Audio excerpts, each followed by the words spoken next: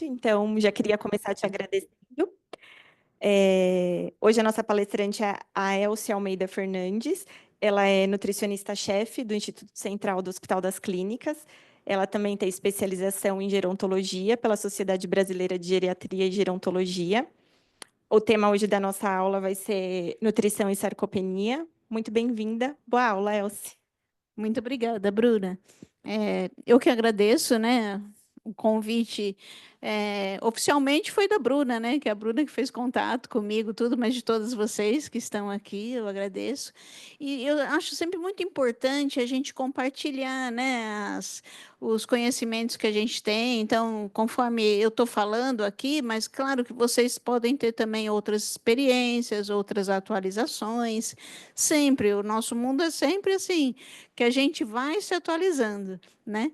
E compartilhando isso também é essencial. Tá? Então, realmente, o nosso tema hoje é nutrição e sarcopenia, e a gente vai dar esse enfoque das estratégias nutricionais. Bom, para começar, né, eu quero que vocês raciocinem comigo. A gente fala de sarcopenia, mas nós temos sarcopenia, dinapenia, caquexia, fragilidade, tudo envolvendo a parte da nutrição.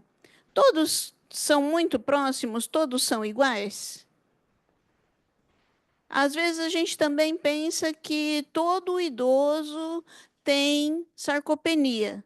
Será que todo idoso tem sarcopenia? Aí ficou um ponto de interrogação, né? E aí, mais uma interrogação, né? Nós falamos que o idoso tem sarcopenia porque ele tem uma perda de músculo. Isso é sarcopenia? Não é, tá? Então, por isso que é muito importante que a gente já comece essa nossa conversa fazendo essa definição. E vocês podem ver caquexia, fragilidade, tudo isso faz parte da nutrição, né? E de repente a gente está discutindo e tem situações diferentes. A gente consegue colocar isso como um próprio consenso, né? E por isso é assim, é aquela Bíblia que a gente já tem que ter na cabeça da gente, que não precisa nem a gente consultar, né? A gente já tem que saber assim a diferença, assim como a gente fala, né? Qual a idade do idoso, assim como a gente fala várias outras coisas. Então, assim, tem alguns pontos que a gente deve saber sem precisar consultar, porque é essencial para a gente. Então, primeiro, vamos falar sobre a dinapenia. A dinapenia realmente é a perda da musculatura que é fisiologicamente normal. Acontece com todos nós com o decorrer da idade. Mesmo que a gente faça atividade física, a gente perde. Só que se a gente faz atividade física, a gente perde menos, às vezes não fica até visível e a gente continua com a funcionalidade normal. Então, claro, né? Por isso, incentivando a atividade física, né? Junto aí nesse conjunto com a nutrição. E aí, sim, a gente pensa na sequência na sarcopenia. Por quê? Para definir essa questão da diferença. A sarcopenia é uma perda de massa muscular e perda de força junto. Massa e força. Isso faz com que interfira a funcionalidade. E aí é onde a gente vê refletir principalmente na questão das atividades do idoso, né? Isso traz para ele uma perda de funcionalidade. Então, a sarcopenia é o conjunto de massa e força que prejudica a funcionalidade. A gente fala principalmente do idoso, porque ele acaba tendo isso devido ao próprio tempo, à idade. Mas pacientes nossos, e cada vez vem investigando mais, todos nós aqui que trabalhamos na área hospitalar, a gente sabe que nós temos de todas as idades podendo ter sarcopenia também, porque ele pede massa, desculpa, pede força, e perde funcionalidade, ele fica acamado, ele demora para retornar à atividade, tem que fazer a fisioterapia, né, com os nossos colegas da fisioterapia. Então, um trabalho conjunto mesmo, e fora do hospital com o educador físico. Né? E aí, pensando que a gente fala muito sobre caquexia, que às vezes até também comentado de uma outra forma, né? Falar de uma forma mais chique, caquexia e tal, ou mais chique ou menos, mas assim, é o mesmo, né? E também não tem diferença nessa forma de falar, isso não diferencia a denominação. Mas a caquexia, ela é mais severa do que a sarcopenia, não que a sarcopenia não seja severa, mas a caquexia é mais severa porque ela é uma perda de peso e não só de massa.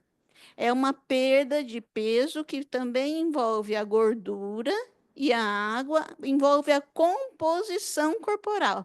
Geralmente, ela acaba estando associada com alguma patologia não aguda, crônica, alguma descompensação muito crônica. Até mesmo com doenças que são, né, que trazem o catabolismo, algumas patologias que trazem o catabolismo, então por isso ela é uma perda mais severa de toda a composição corporal. A sarcopenia, ela pode ser reversível. A única questão é que muitas vezes ela não é tratada no tempo certo. Então, ela já está muito evoluída, demora muito mais tempo da reversão, e às vezes, até dependendo, quando a gente fala mais disso na questão do idoso, dependendo da idade, fica mais difícil a reversão, mas tem a possibilidade da melhora. Tá? A caquexia, como ela envolve geralmente outra patologia, depende muito do controle da outra patologia do que especificamente de você dar um aporte, de você adaptar a atividade, como é a questão da sarcopenia, tá? Então, aí precisa de um conjunto bem maior para você conseguir o resultado.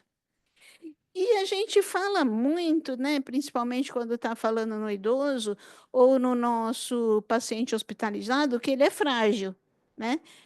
A gente até tem que ter cuidado com esse termo, né? Porque o frágil, ele é muito mais severo do que a própria caquexia, ele é mais severo do que a sarcopenia. Então, assim, nós temos sim nossos pacientes frágeis, mas o frágil não é estar sensível, né? E não que não envolva uma parte psicológica que acaba envolvendo junto, mas não é o principal foco. Quando a gente fala assim, frágil de sensível, é uma parte mais psicológica do que de composição corporal, né? Então, a gente pode dizer que envolve vários sistemas. Então, quando eu falei caquexia, é o peso no conjunto da composição corporal como um todo. E quando eu falei fragilidade, envolve os sistemas. Então, envolve o batimento cardíaco, envolve a função renal, está totalmente descompensado em diversos pontos. E aí é onde a gente teve nossos grandes exemplos, né, com tudo que teve do Covid também, durante o Covid, depois do Covid, né, que continua tendo diversas alterações, a questão da fragilidade são as alterações dos diversos órgãos que acabam sendo afetados, né, por um conjunto do todo, não só a parte respiratória, quanto aí a parte de todo o funcionamento de todos os órgãos, tá? Então, para a gente diferenciar, deu para sentir melhor a questão de cada um e a questão da sarcopenia, que é nosso ponto principal de hoje, né? Tá vendo? Dá para a gente falar dos outros também em em outras oportunidades, né? Mas é que eles parecem sempre estarem todos juntos, né? E às vezes tá, né? Você sabe que às vezes o nosso paciente está na fragilidade, então ele está ali com caquexia, tem sarcopenia, tem tudo no conjunto. Mas também, se a gente está só em uma questão, então dá para a gente trabalhar.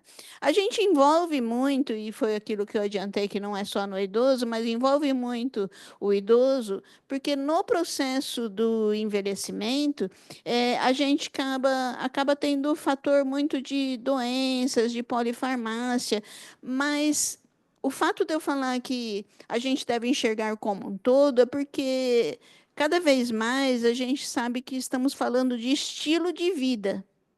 Tá? E isso é importante que a gente reflita para nós mesmos, para a nossa família e para os nossos pacientes. Quando a gente se envolve também, né, vou dizer assim, nesse processo inflamatório, né, quando a gente se envolve também, a gente talvez consegue cuidar melhor e se cuidar melhor, porque o estilo de vida está prejudicando muito todos, cada vez mais, e ficando cada vez mais difícil tratar quem tem algum tipo de problema, porque assim, ele não tem hoje, ele tem muitos desde criança.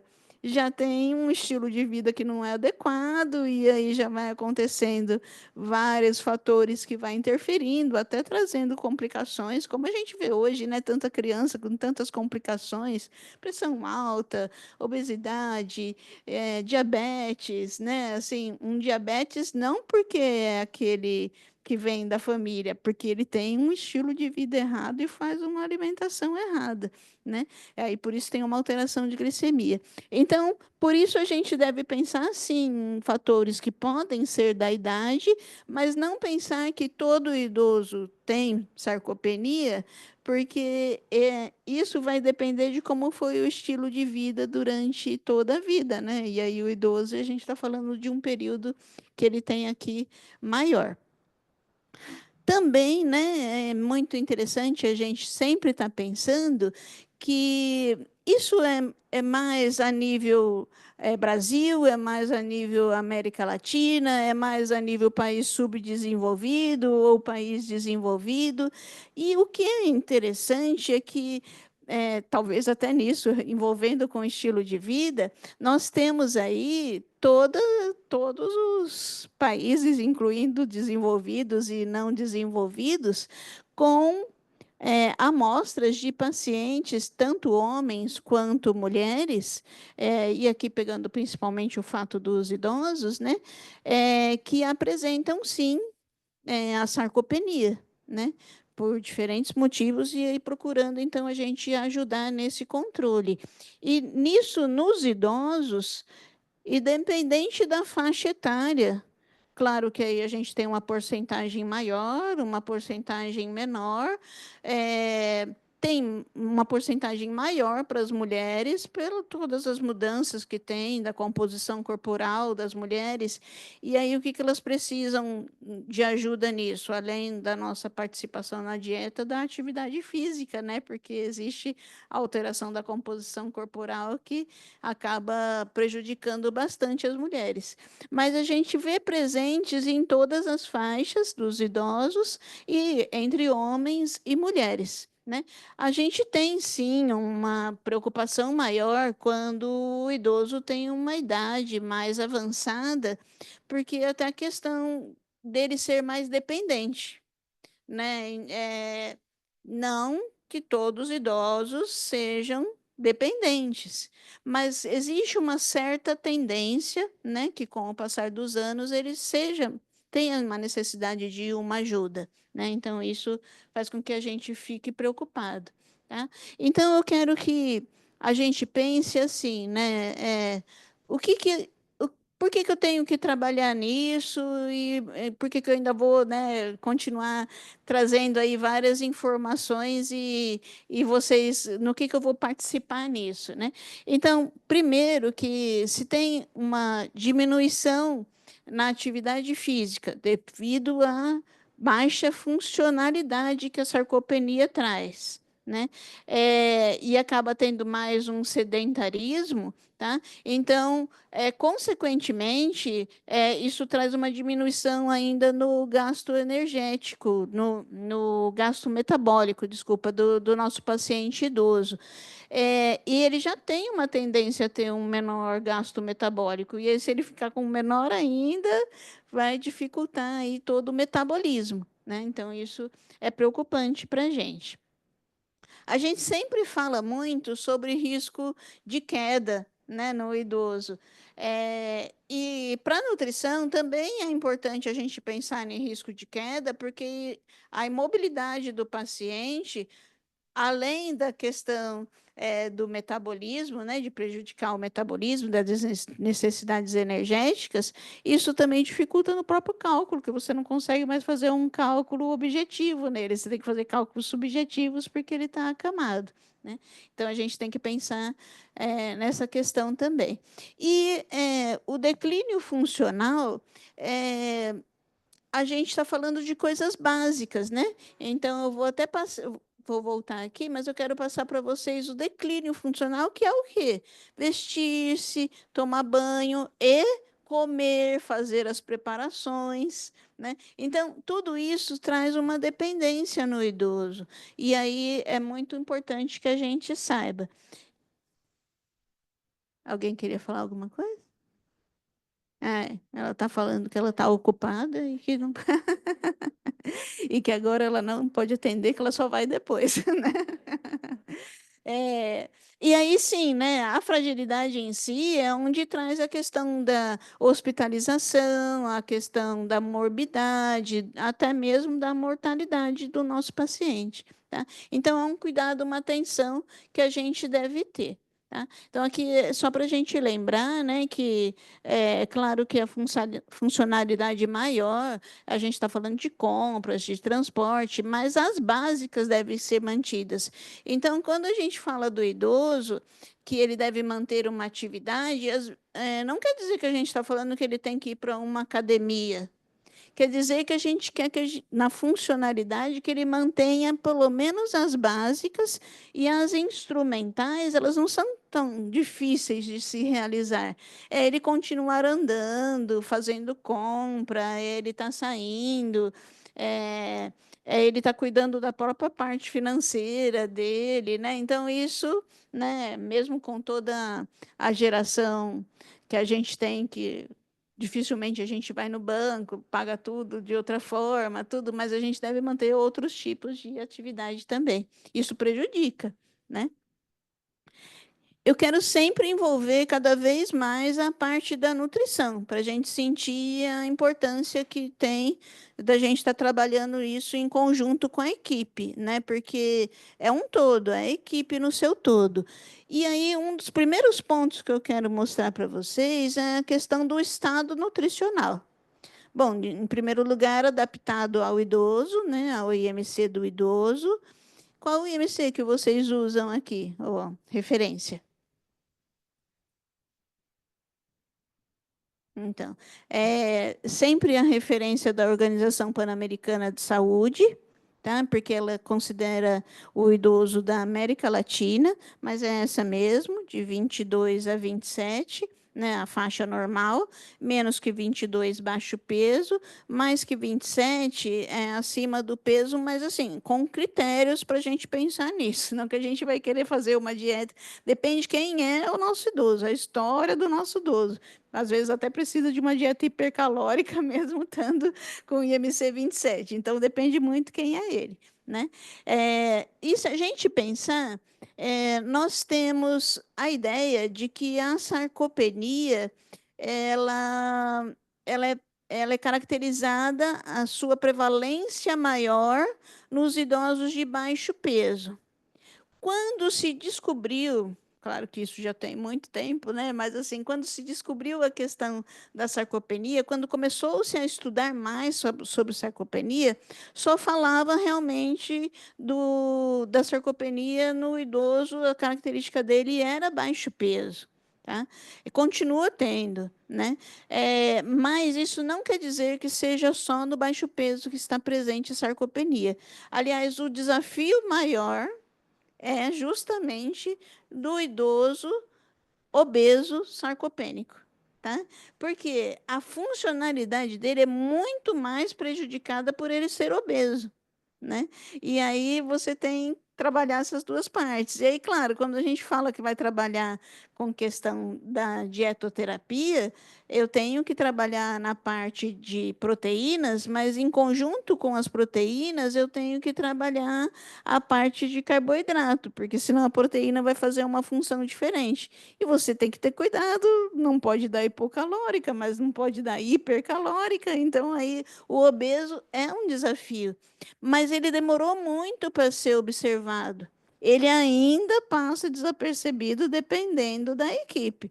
Se for uma equipe especializada, igual a equipe da geriatria, ela sempre já está de olho. Mas às vezes ele está em outras enfermarias e o pessoal não se atenta que, porque não aparece, né? Ele é obeso, então não parece que ele está tendo, né, uma complicação assim nessa parte funcional, né? E aí sempre é o trabalho conjunto mesmo da nutrição com a fisioterapia que tem que mostrar essa necessidade aí de um desafio, né? Bom, as complicações principalmente dos idosos obesos sarcopênicos. Eles trazem aí uma descompensação de glicemia junto, eles trazem a adiposidade bem na parte abdominal, que é um risco cardíaco também, né? Ou seja, a questão, né, da gente ter a hipertensão no conjunto. Então, a gente deve pensar mesmo nessas complicações e na dificuldade que isso traz quando o idoso é sarcopênico. Tá? E para que a gente fique mais de olho ainda, mais envolvido e mais participando aí do que a gente precisa elaborar. Tá? Então, o que, que eu quero ver com vocês, né? Sempre várias coisas a gente falando, mas como a gente vai avaliar se tem sarcopenia, se não tem sarcopenia e como qual a parte que a gente pode diagnosticar sobre a sarcopenia? 3 pontos principais: se ele tem redução da massa muscular, se ele tem redução da força muscular e se ele tem redução da performance física, né? Que aí é a funcionalidade, né? Equilíbrio, andar, sentar, né? Então, a forma que faz. Então, se a gente pensar aqui, lembra sempre que um deles sozinho, isoladamente, não é sarcopenia. Tá? Então, ou uma questão mesmo de atividade, ou uma questão de alimentação, mas que não pode ser chamada de sarcopenia.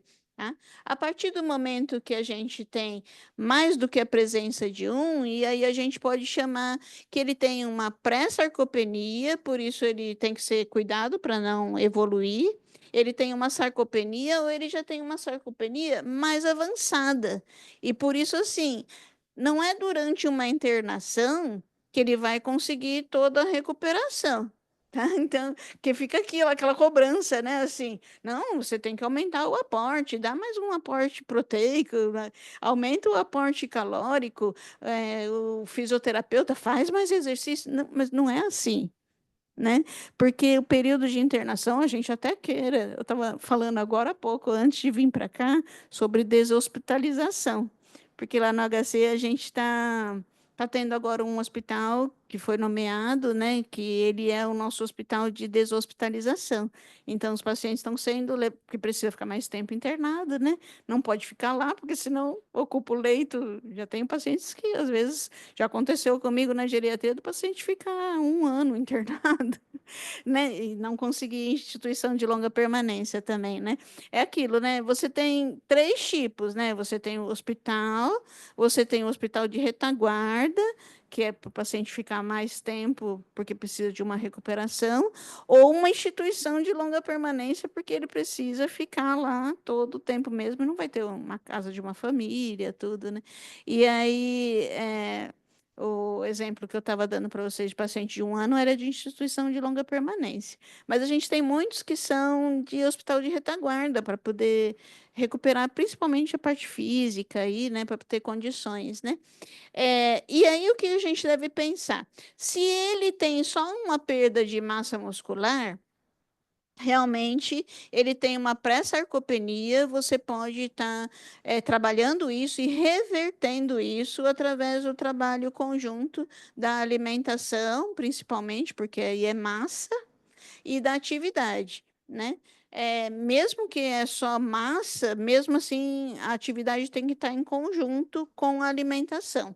Se ele tem uma sarcopenia, ele já tem a perda dos dois, ou até mesmo a perda dos três. tá? A partir do momento que fica a perda da performance, equilíbrio, força, então isso já é considerado uma sarcopenia severa que, dependendo do caso, porque aí geralmente tem uma fragilidade junto, né? Quando eu falo fragilidade junto, tem a questão da alteração dos órgãos, né, do funcionamento, pode ser reversível ou não, para você saber então se isso vai conseguir uma boa recuperação. Mas sempre a gente vai buscar uma melhor qualidade de vida para que ele tenha. Aí eu lembrei que a gente estava falando, é interessante o quanto a gente vai lembrando. Eu lembrei de pacientes paliativos, né? Porque o paciente paliativo, provavelmente, ele seja frágil, né? Muitas vezes ele é sarcopênico, mas aí ele é frágil, por quê? Porque, assim, isso já teve uma mudança dos sistemas e você não vai ter uma reversão, mas você vai procurar uma qualidade. Então, não vai deixar de cuidar, mas também vai procurar uma qualidade dentro daquilo que é viável. E muitas vezes não vai poder chegar numa performance, né? Então, é objetivos que a gente vai tratando diferente, né? E já que a gente falou sobre essa questão de massa, de força e de performance, vocês têm uma ideia quais os métodos a gente pode utilizar ou que vocês utilizam? Vocês gostariam de falar alguma coisa assim para a gente ver como é que tá a atividade, como é que tá? Falo. Aqui no hospital, no momento, a gente, falando para os idosos, né? A nossa triagem nutricional a gente ainda faz à mão.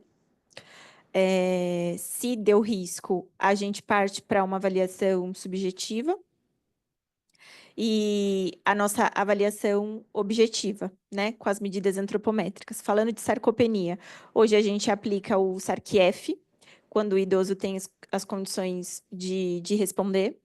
Na nossa avaliação nutricional objetiva, a gente tem a dinamometria, que ajuda a gente também nessa questão de força. E a bioimpedância. A bioimpedância, a gente tem aí tá criando o nosso protocolo de bioimpedância, ela é muito utilizada na oncologia, na parte de ambulatório de onco também, e com as solicitações das equipes. Então, é dessa forma que hoje a gente consegue diagnosticar. Perfeito. É assim, ela falou né, um protocolo perfeito de fazer. Se a gente consegue fazer a bioimpedância, né, nos pacientes, aí você tem a composição corporal, tudo. Lembra sempre que, como eu trabalho também com renal, né, tem essa questão bioimpedância, tudo, independente se é renal ou não, o ponto da bioimpedância que você deve olhar é se a água corporal está distribuída de uma forma adequada. E o idoso também tem muito isso, né? Ele pode estar desidratado, ou nos casos dos nossos pacientes de UTI, pode estar anasarcado, né? Então, assim, se tiver alterado, você não pode ler o restante, porque não tem validade, né? Então, porque quem conduz né, a energia da bioimpedância é a água. E se a água está desidratado ou está anasarcado, ela não conduziu direito. Então, aquele resultado não é verdadeiro. Então, a bioimpedância a gente começa lendo pela água. A partir do momento que a água não mostrou que está alterada, você pode continuar lendo os outros compartimentos, né? Senão ele pode te dar um resultado aí que não seja muito viável, né? Mas às vezes até é uma questão de discussão, né? Porque assim, você faz, depois você discute, você faz as outras medidas e discute, porque aí é ótimo, né? Você discute, elabora até um trabalho, né? Fazendo essas adaptações. Tá? E as outras medidas que você falou, principalmente até o questionário, atualizando, tudo isso é essencial. E a gente também tem que pensar no que seria, por exemplo, como básico, né? Tipo, você quer enxergar e depois você vai, então, investir porque ele está precisando de mais cuidados ainda. É como se fosse a triagem, né? Deu risco, então aí você precisa fazer a avaliação, né? Então, o que a gente pode pensar? Então, a gente deve dividir, sim, na massa muscular, na força muscular e na função muscular. Se a gente pensar na massa muscular, a gente deve trabalhar com a antropometria mesmo. Ou ela em medidas reais, ou elas em medidas preditivas, dependendo das condições que tem aí o nosso idoso de movimentar ou não movimentar. A força muscular, principalmente o que você falou do dinamômetro, na questão da força de preensão palmar, né? Que assim, a gente sempre percebe que o aparelho às vezes é mais pesado do que a força que ele tem. Mas evoluiu muito os aparelhos, né? Foram até colocando isso de uma forma mais dinâmica, mas assim, eu conheço alguns aparelhos que assim, eu ficava com dó de fazer o paciente colocava em outra posição para ele não ter que fazer força segurando o aparelho, para ele poder fazer a força da pressão palmar, né? Porque senão o aparelho pesava mais. Tá? Mas foram modificando bastante, né? E a função muscular é uma atividade principalmente, a gente sabe, do nosso fisioterapeuta, né? Porque ele vai fazer geralmente o tamanho pegou, né? Ele vai fazer ali caminhar, ele vai fazer sentar, levantar e avaliar o tempo disso, né? Porque depende do tempo. Fazer, geralmente até dá para fazer, mas depende do tempo se vai muito devagar também, né? Ou se tem o desequilíbrio. E então, da nossa parte, na questão da massa muscular, eu começaria aqui pela circunferência da panturrilha, tá? Que a gente deve saber o quê? Ela não vai falar para a gente o quanto tem de perda. Ela só vai falar que existe uma perda. Se você, por isso que eu falo a triagem, né? É uma triagem. A partir do momento que você viu que tem uma perda, você vai num outro investimento, igual a nossa amiga Bruna estava falando, para realmente você detectar o quanto é essa perda. Tá? Que tem várias medidas que podem ser feitas, entre o exemplo que ela colocou. O que eu vou enfatizar são duas questões que são discutidas na circunferência da panturrilha. Sempre se teve a referência de menor que 31 centímetros, não diferenciando homem de mulher, que já existe uma perda muscular. Realmente a circunferência da panturrilha, ela não diminui com o decorrer da idade, depende mesmo do estilo de vida, da atividade física da pessoa, isso é mantido mesmo que tenha mais idade. Tá? Surgiu vários comentários sobre a diferenciação, e ainda se tem vários estudos muito bons feitos, da diferenciação entre homens e mulheres. Já existe essa diferenciação. Vocês conhecem? Falando sobre essa referência. Porém, o estudo que foi feito até o presente momento, mas sempre ele é um estudo randomizado, então ele continua, né? Ele tem os dados de homens e mulheres misturando o idoso com adulto.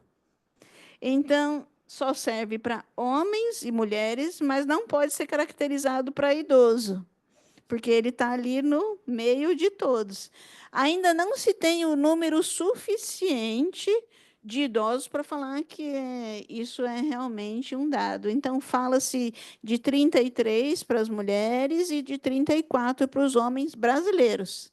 Porque também todos esses dados, muitas vezes a gente tem igual aqui de 31 e não é brasileiro. Tá? Mas aí, às vezes a gente tem que tomar cuidado nisso, né? Quem é a amostra? A amostra era adulto, e nisso envolvendo também idosos juntos, e até por isso que você vê que a própria panturrilha, o número é um pouco maior. Então, a gente pega no entusiasmo, né? Nossa, não, agora eu tenho os dados para homens e mulheres, vou diferenciar, mas toma cuidado, que é melhor usar o 31, que é específico para idoso, só que não diferencia sexo, e quando diferenciar sexo, só a partir do momento, no idoso, a partir do momento que a gente tiver realmente a diferenciação para eles. Confesso Tá? para você que me pegou nisso aí, É, porque a gente hoje faz com esse estudo. 33 e 34? Então, então, lê o estudo realmente para você ver que ele não é só com idoso. É isso que acontece, né? Isso é normal. né?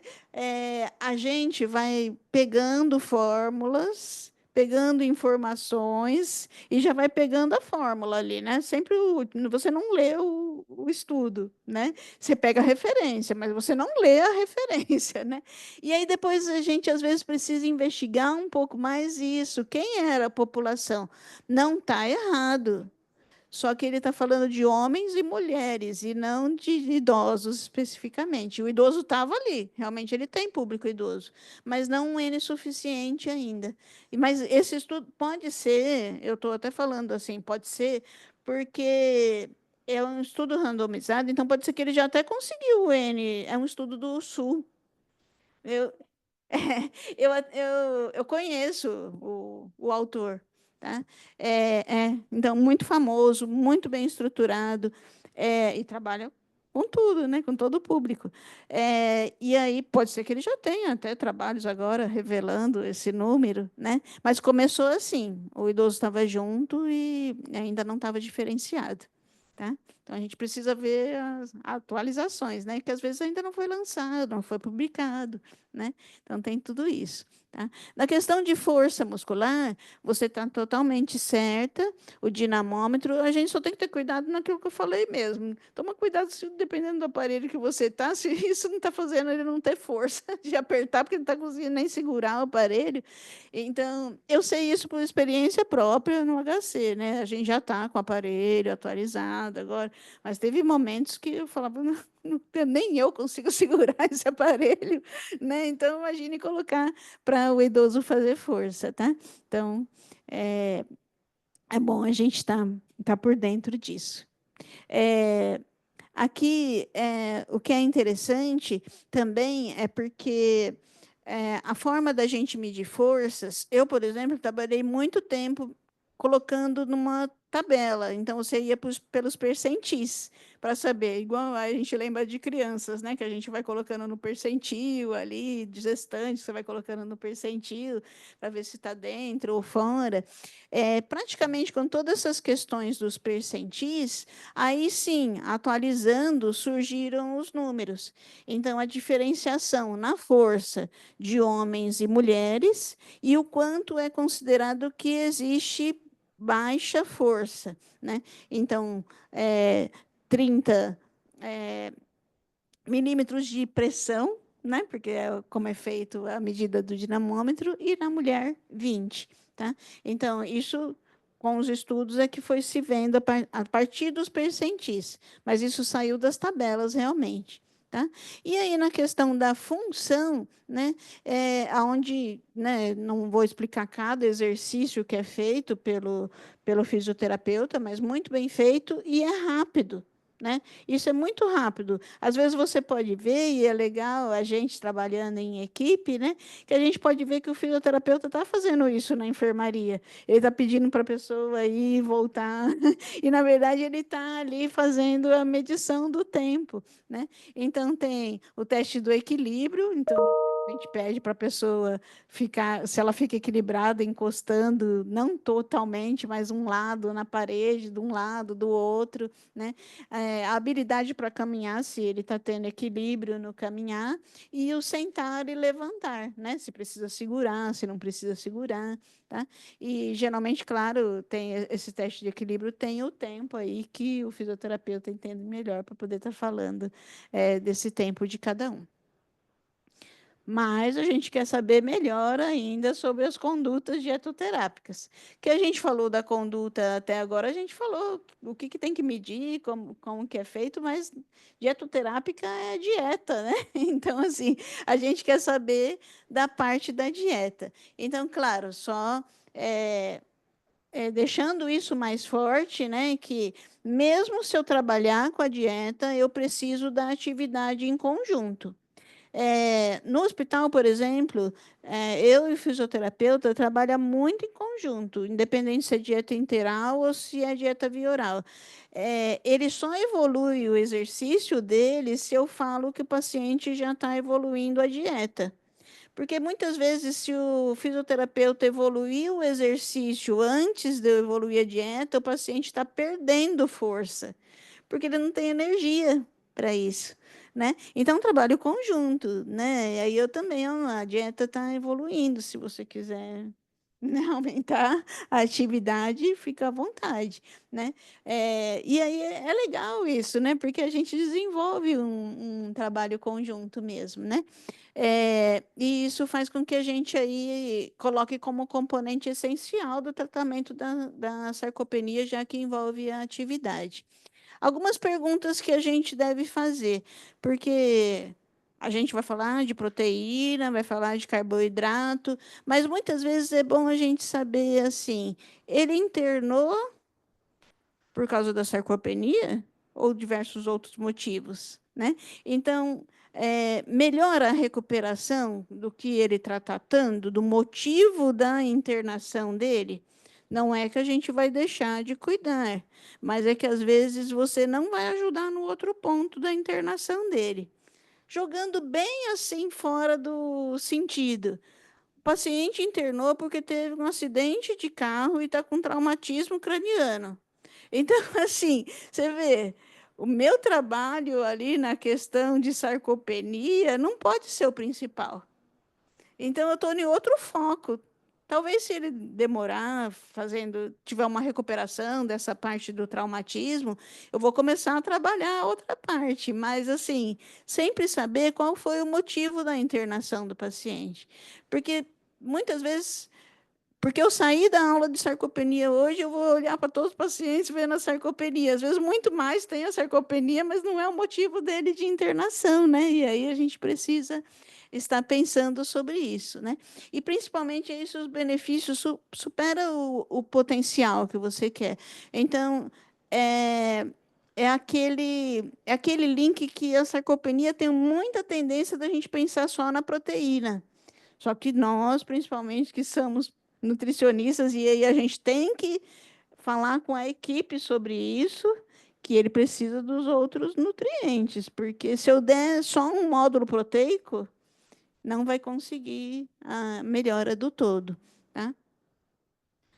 E sempre a gente pensa na suplementação. Todo paciente precisa suplementar? Não necessariamente. Tem muita tendência, tá? Porque para a gente conseguir o equilíbrio do que a gente vai conversar, existe muita tendência. Mas você lembra, né? Na estatística, tendência não é significante. Então, assim, tendência é tendência, significância é outro.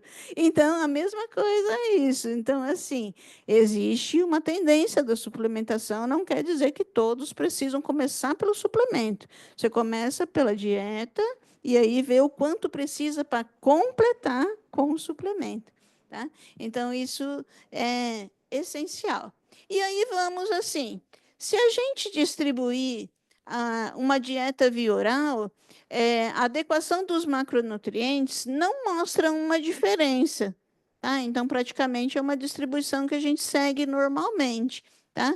Mas se a gente for pensar também numa dieta via oral, um exemplo de um cardápio, se o paciente come 100%, que não é um paciente hospitalizado, né? Geralmente. E às vezes, muitas vezes, não é também o paciente da comunidade. Ele também não come 100%.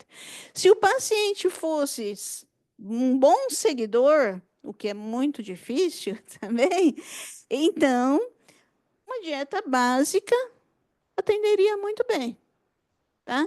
Mas é aquilo. O paciente hospitalizado ele tem diversas complicações associadas. O paciente da comunidade ele tem um estilo de vida atualmente muito inadequado, né? Então, por isso que a gente precisa pensar um pouco no foco, né? Então, vamos pensar nas proteínas primeiro. Tá?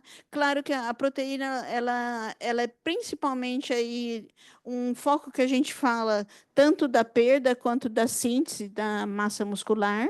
Né? Na sarcopenia é o desequilíbrio, então é a perda. Né? Então, por isso, ela precisa na dieta ter um foco maior para que a gente saiba o quanto de proteína está sendo ingerida.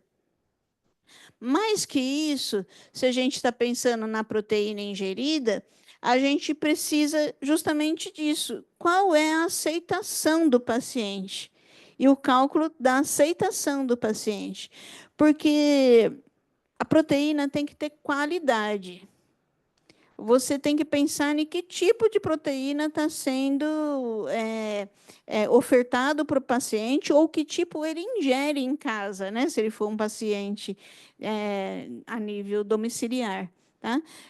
Muitas vezes a qualidade é o que não traz para o nosso paciente aí, a adequação da proteína. Tá? Então, tem que ser proteína de alta qualidade mesmo, de alto valor biológico, para que a gente consiga, então, principalmente as nossas funções da proteína. Depois disso, a gente tem que pensar na quantidade, mas a gente ainda vai falar mais um pouco da qualidade ainda. Tá? Então, na quantidade, primeiro, sempre a gente tem que pensar quem é o nosso paciente individualmente, por isso, por quilo de peso. Isso já é tradicional nosso, né? Porque proteína já foi muito tempo que se trabalhava com questão de porcentagem e gramagem total. Se trabalha sempre por quilo de peso, justamente pensando na função renal. Você não pode sobrecarregar a função renal. E no idoso, a gente também deve ter esse ponto, né? Não deve sobrecarregar a função renal. Tá? Por isso, assim, 1 a 1,5, desde que ele não tenha nenhum comprometimento renal, né? É uma indicação que precisa ser investida no nosso paciente, mas mais que isso, o grande particular é a divisão dessas proteínas por refeição. Não adianta você dar, por exemplo, um grande aporte de suplemento proteico em um horário só e depois ele desequilibrar durante o dia todo e não ter adequação. Tá? Quando você sobrecarrega a função renal, então ela acaba não fazendo a função adequada que deve fazer. Tá? Então, precisa ter a divisão. Então, o mais importante do que o de 1 a 1,5, não que não seja importante, mas é a divisão disso de 25 a 30 gramas por refeição, para que você tenha um equilíbrio aí, uma adequação mesmo e uma boa absorção, né? Porque não é só o ingerido, é o absorvido que é o mais importante, né? Então, esse é um grande segredo, tá? Por isso que ele ficou maior, né? Ele é grande. Tentou ficar grande, o outro ainda está maior. Na questão do tipo da proteína, a gente fala que sempre deve utilizar a proteína de alto valor biológico, os aminoácidos de cadeia ramificada e aminoácidos de cadeia ramificada essenciais. Tá? Mas, assim, sempre pensando de uma forma mais prática, e uma forma que seja mais viável, e até falando, né? Se a gente está trabalhando com idoso, a gente tem que procurar algo que seja mais fácil para ele entender também. O Whey Protein, ele está mostrando excelente qualidade nos resultados. Então, principalmente em casa, às vezes no hospital eu também utilizo, tá? Eu utilizo no suco, eu utilizo, faz vitamina, então a gente utiliza bastante o Whey Protein. Mas em casa é mais viável o whey protein do que os outros, que às vezes é mais difícil de encontrar, pode trazer outras complicações se não utilizado na quantidade certa. Quando a gente fala da leucina, da valina, da isoleucina, que são os essenciais, os aminoácidos ramificados e essenciais, você consegue mais no suplemento. Porque para você conseguir eles da outra forma, para tomar da forma correta, na quantidade correta, aí fica muito mais difícil, muito mais caro, né? Então, por isso que quando a gente vai escolher também o suplemento, quem deve ter no suplemento, aí a qualidade do suplemento, né? E por isso a grande diferenciação do preço também dos suplementos, tá? Mas o Whey Protein, ele vem se mostrando muito bem, ele é uma boa adaptação para a gente indicar para os nossos pacientes. E a partir daí, claro, se a gente está no hospital, muitas vezes a gente tem a possibilidade de escolher, né? De saber qual indicar, né? o que vai ser ofertado para o nosso paciente especificamente.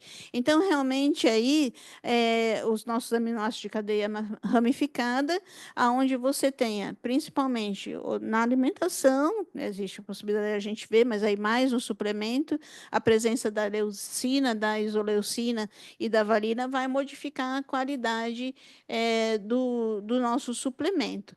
E muitas vezes ele é conhecido como BCAA. Mas BCAA só é o termo em inglês que quer dizer aminoácido de cadeia ramificada, tá? Não tem outro significado. É o mesmo significado, é só porque o termo está em inglês. Mas às vezes usa só a sigla, né? Ele é BCAA. Então, é o aminoácido. Bom, eu quero lembrar, claro, que se a gente vê, eles estão presentes na nossa alimentação também. Então, é bom a gente recordar e buscar eles para a alimentação do nosso paciente, né? Muitas vezes, para ele em si combinar isso é mais difícil, por isso que aí a gente vai usar a suplementação. É, mas, na medida do possível, e aí a gente está falando de uma sarcopenia severa, você precisa de, né, ser mais precisa, você precisa ser mais adequada na sua conduta. Então, a presença de cada um dos aminoácidos é importante, mas o principal aminoácido é a leucina. Ela é a responsável pela síntese, pela produção da proteína. Só que para que essa produção seja sintetizada, precisa de ter um bom controle do carboidrato, que quem vai ajudar nesse controle é a isoleucina, e precisa de ter um bom metabolismo, tanto energético quanto proteico, para que isso seja absorvido. Que é aquilo, né? A gente manda tudo, mas depois não é absorvido direito. Então, a combinação de um suplemento com os três é um suplemento mais caro, mas que vai trazer resultado, tá? Então, aí por isso que a gente sabe, né? As coisas têm muito envolvimento do preço com a qualidade também, né? E aí a gente fica entendendo o porquê que tem uma diferenciação de um suplemento para o outro, tudo, mas é a qualidade que realmente ele tem. E nesses casos, às vezes, a gente vai trabalhar com módulos, né? Um pouquinho de um pouquinho do outro, um pouco do outro, e mistura com carboidrato. Lembra sempre que aí você não deve usar um módulo só proteico. Você precisa também ter a energia suficiente, tá?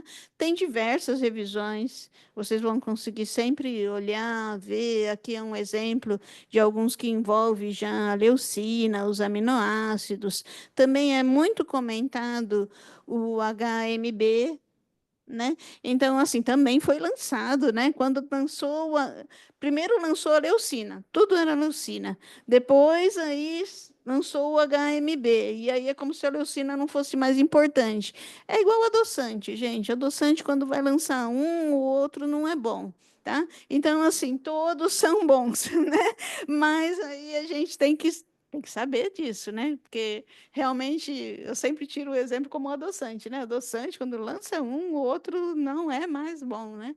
Mas assegurar que o aporte calórico também está suficiente, tá? Para a gente pensar nisso do aporte proteico.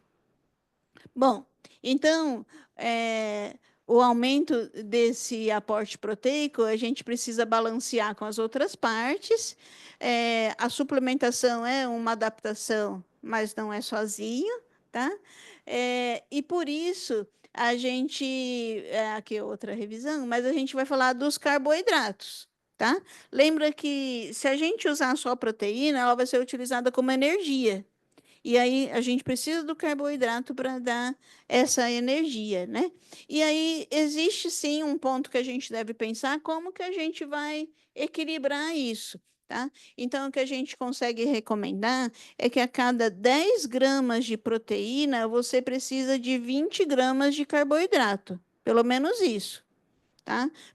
Para conseguir a proteína fazer a função dela de síntese e o carboidrato de energia, tá? Então, o dobro, né? Tá?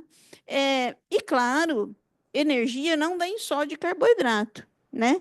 Energia vem dos lipídios também. Aí você vê, ó, a gente está trabalhando com todos, né? Principalmente a gente deve pensar que se a gente está falando do nosso obeso sarcopênico, a gente tem que continuar mantendo que a dieta dele tem que ter um equilíbrio no tipo da gordura.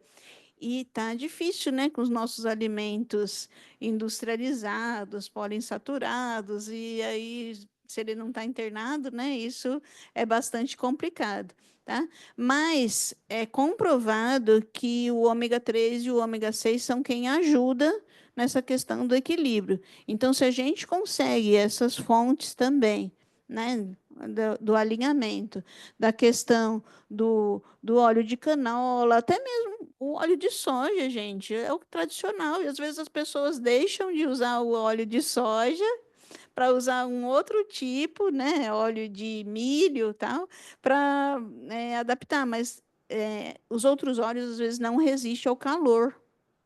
Tá? E tem uma transformação no momento do calor, principalmente o exemplo do azeite, né? Então a gente tem que ter bastante cuidado. E aí eu enfatizo a questão do salmão e da sardinha.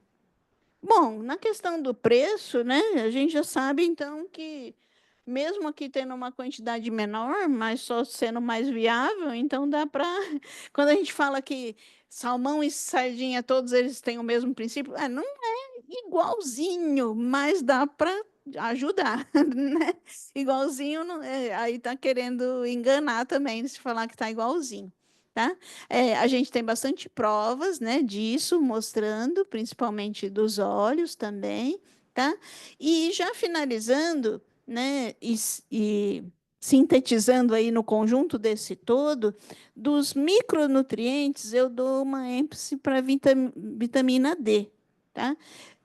A gente sabe que existe o estímulo de tomar o sol, que está tão complicado, né? Igual, por exemplo, eu vim para cá, gente, está um sol ardidíssimo, num horário totalmente incorreto, não era para tomar sol nesse horário, né? Então, assim, aí a gente precisa pensar em tudo isso, né? Até o local que toma, tudo. Mas é comprovado, sim, que a deficiência da vitamina D, que cada vez está ficando mais visível em todas as idades, né? Mas no idoso, então, é total. E isso também tem relação com a perda de força e a perda da funcionalidade, tá? Então, a gente deve investir nisso também. As fontes alimentares de vitamina D não são legais, não são boas para a gente, né? Então é difícil a gente conseguir as fontes da vitamina D. Por sorte, é fácil pelo calor, pelo sol, né? Mas a gente deve pensar assim que no idoso justifica que muitas vezes ele precisa mesmo da suplementação da vitamina D. Mas mesmo assim, orientado e com a indicação, porque a vitamina D tem que ser D2 e D3. E a gente tem muitas vitaminas D nas farmácias que não são nem D2 e nem D3, eu não sei nem se é D. Tá? Então, assim, ele vê o comercial, de repente ele escuta, eu estou falando aqui alguma coisa, ele escuta só que ele precisa da vitamina D, e aí ele vai na farmácia e compra, só que assim, tem que ser indicada o tipo, porque não é qualquer tipo, tá? Principalmente se for um suplemento que tem de A a Z. E a D está lá no meio, não é assim. Então, assim, vai ter o que precisa e o que não precisa.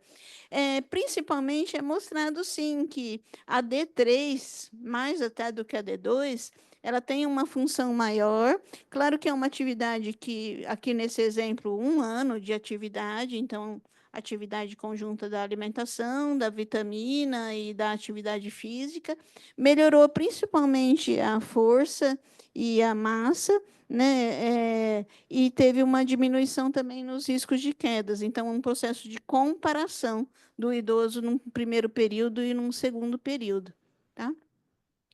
E aí a gente está finalizando, né? Porque a Bruna não deixa eu falar mais que isso, não, que a gente tem um tempo mesmo, tá? Não é? Se a gente pudesse ficava aqui mais tempo, mas todo mundo tem bastante coisa sempre para fazer e porque é bom também ficar às vezes várias curiosidades e também abre a oportunidade de vocês falarem pelo menos algo que vocês acham que é importante. A gente está sintetizando também que existe uma preocupação no todo, a ênfase maior no idoso com obesidade sarcopênica, mas independente dele, todos têm que ser muito individualizado, porque é muito heterogêneo o público, né, nas suas diferentes complicações.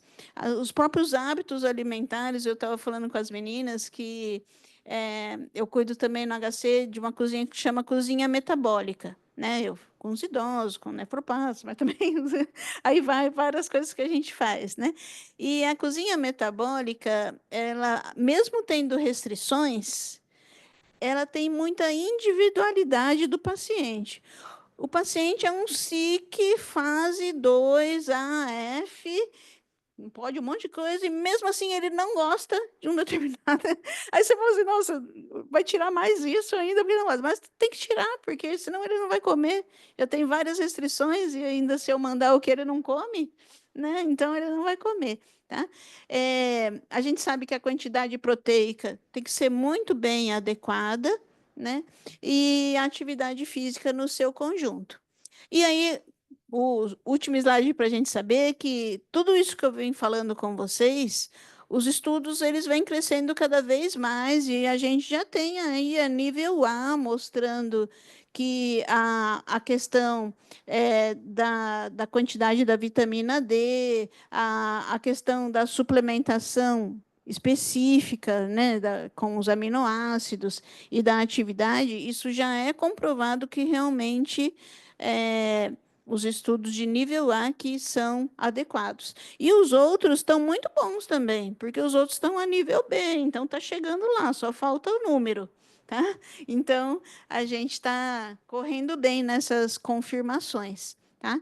Então, isso tudo envolve muita questão da qualidade de vida, envolve o trabalho muito em equipe que a gente deve ter, né, para a gente chegar nesse conjunto. Então, eu espero ter ajudado vocês, assim, em algumas questões. Mesmo que eu falei muito, né, deixei pouco, você perguntei pouca coisa, né? Mas não deixei de perguntar, fiz pelo menos uma pergunta. Mas coloco agora para vocês estarem falando e ficando à vontade. Muito obrigada, viu? Elcia, a gente queria te agradecer muito, te pedir desculpas, é que o tempo aqui, o nosso auditório está muito concorrido, então a gente sabe que já tem uma reunião aguardando a gente para entrar aqui.